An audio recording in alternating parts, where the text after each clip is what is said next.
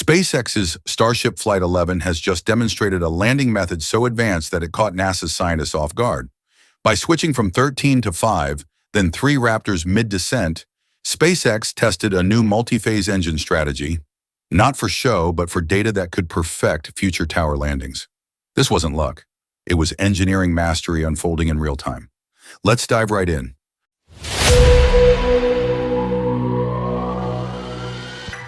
When the engines ignited at Starbase, Texas, the night sky turned into daylight. SpaceX's Starship Flight 11 wasn't just another test flight, it was a masterclass in precision engineering. Even NASA's own scientists admitted afterward, "We didn't expect this level of control this soon." Just 1.5 months after Flight 10, SpaceX returned with something that looked familiar, but operated on an entirely new level. Booster 15, refurbished, rearmed, and equipped with 33 Raptor engines, 24 of them flight-proven, took off with a thunder that rattled miles of coastline. At 17,000 miles per hour, the vehicle ascended cleanly through max Q with no structural stress, no flex, no flameouts. This wasn't just a rocket launch. It was SpaceX quietly telling the world, rapid reuse isn't theory, it's routine. At T plus 2 minutes, 37 seconds, something extraordinary happened. Instead of waiting for the first stage to shut down completely, 6 Raptors on Ship 38 ignited while still attached to the booster, a technique known as hot staging. In that moment, both stages were firing simultaneously. It's one of the riskiest and most complex separations ever attempted. The pressure, the vibration, and the timing had to be perfect, down to the millisecond. And yet, it worked flawlessly. The 2 stages drifted apart under controlled fire, engines blazing in opposite directions. That single maneuver confirmed what many doubted. SpaceX has full confidence in its hardware. Even NASA's own hot stage prototypes haven't reached this level of reliability. Flight 11 just proved it's not only possible, but repeatable. While Ship 38 continued toward orbit, Booster 15 began a new kind of descent test, something SpaceX had never tried before. Instead of using 3 engines for its landing burn, as usual, it started with 13 Raptors. This wasn't a mistake. It was a calculated experiment.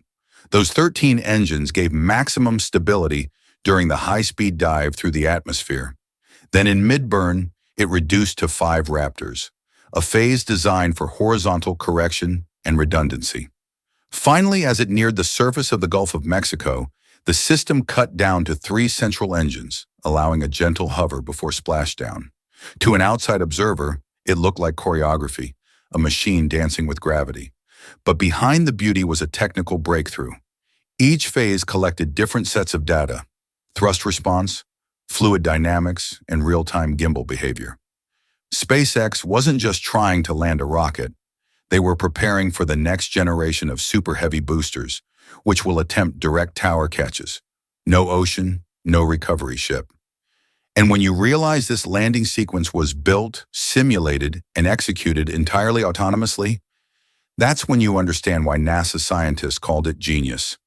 While the booster completed its triple-phase landing, Ship 38 was performing its own dance in orbit. It reached an apoapsis of 210 kilometers, technically space, and coasted through 18 minutes of microgravity. During this time, it deployed 8 Starlink Voyager 3 mock payloads to test the mechanical ejection system in data transfer and vacuum conditions. Every sensor, every valve, every telemetry packet mattered, because this data will determine how the first real orbital refueling mission, Flight 12, will work. Then came the re-entry. At 27,000 kilometers per hour, Ship 38 began slicing through Earth's upper atmosphere. Plasma built around the hull like a glowing comet tail. But this time, SpaceX had intentionally removed certain heat shield tiles to test exposed surfaces under stress. The temperature reached 1,600 degrees Celsius, yet telemetry stayed within safe margins. The ship held stable. No uncontrolled roll, no overheating. That's the part that made NASA's team stop and stare. SpaceX wasn't lucky. They were measuring chaos and mastering it. As Ship 38 dropped through transonic speed, its guidance computers took over. Instead of relying on pre-programmed descent paths, it used adaptive algorithms, AI-driven corrections responding in milliseconds to pressure changes. The result was something incredible, a smooth, human-like correction curve mid-fall. At T plus 1 hour, 5 minutes, 3 Raptors fired for landing. Seconds later, the ship flipped vertically and touched down upright on the Indian Ocean, 1,000 kilometers west of Australia. No tumble, no engine failure. The engineering message was clear. Starship can now return from orbital velocities and maintain control until the final meter. No other spacecraft in human history has demonstrated that. The beauty of Flight 11 isn't just in what it achieved, it's in what it represents. Every single maneuver, from the 13-engine burn to the stripped heat shield, was designed for one thing: version 3 Starship. That's the next leap. Rapidly reusable, precision landing, fully refuelable rockets designed for lunar and Mars operations. Inside SpaceX's engineering reports, the data from Flight 11 feeds directly into AI-assisted control systems, training neural networks that will predict and adjust for turbulence, engine vibration, and heat flow, faster than any human could. This means future starships might fly, land, and even recover themselves with zero pilot input. That's not science fiction. It's happening already. Inside NASA's propulsion labs, the reaction to Flight 11 wasn't skepticism, it was respect. Professor Olivier Dweck from MIT's Department of Astronautics summed it up perfectly. This is the kind of data-driven engineering that changes spaceflight forever. Because NASA's own Space Launch System, SLS, costs billions per flight and remains single-use. Meanwhile, Starship aims to fly, land, and refly, potentially within days. If even half of SpaceX's cost predictions hold true, the economics of lunar travel will never be the same again. A single Starship could deliver over 100 tons of cargo, habitats, rovers, or entire construction modules to the moon in one launch. It's not just cheaper, it's scalable, and that's what makes this so revolutionary. SpaceX's advantage isn't luck, it's mindset. They don't fear failure, they use it.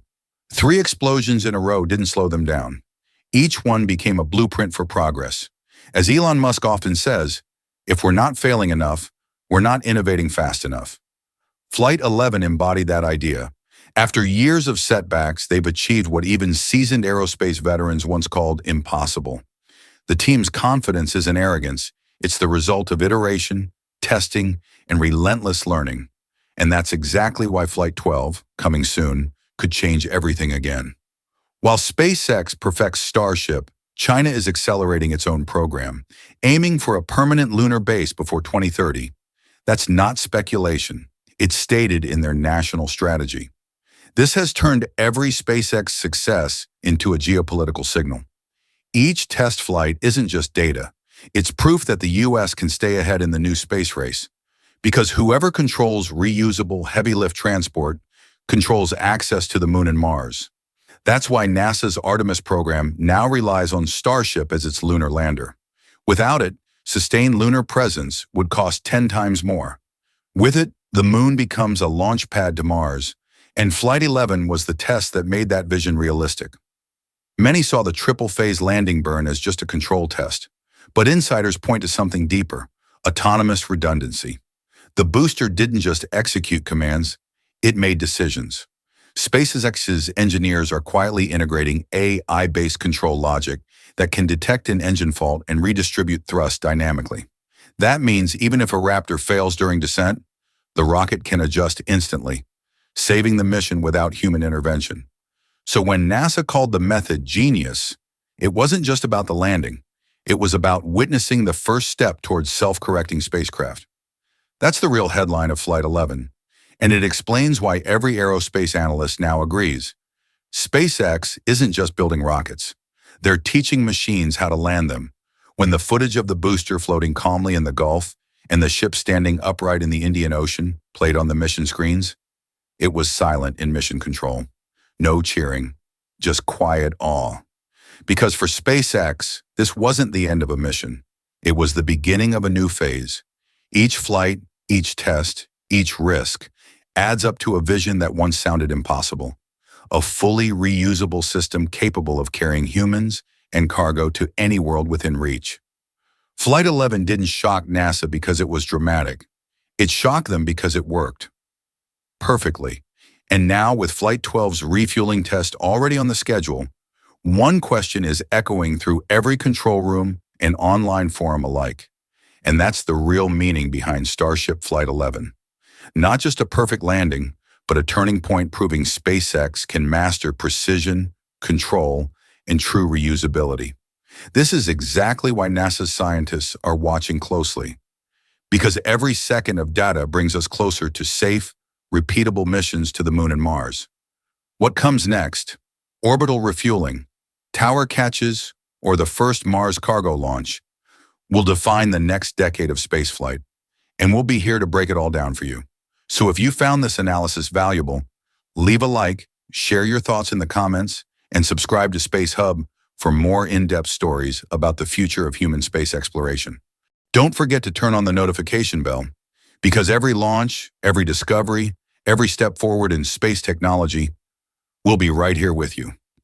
This is Space Hub, where facts meet the future.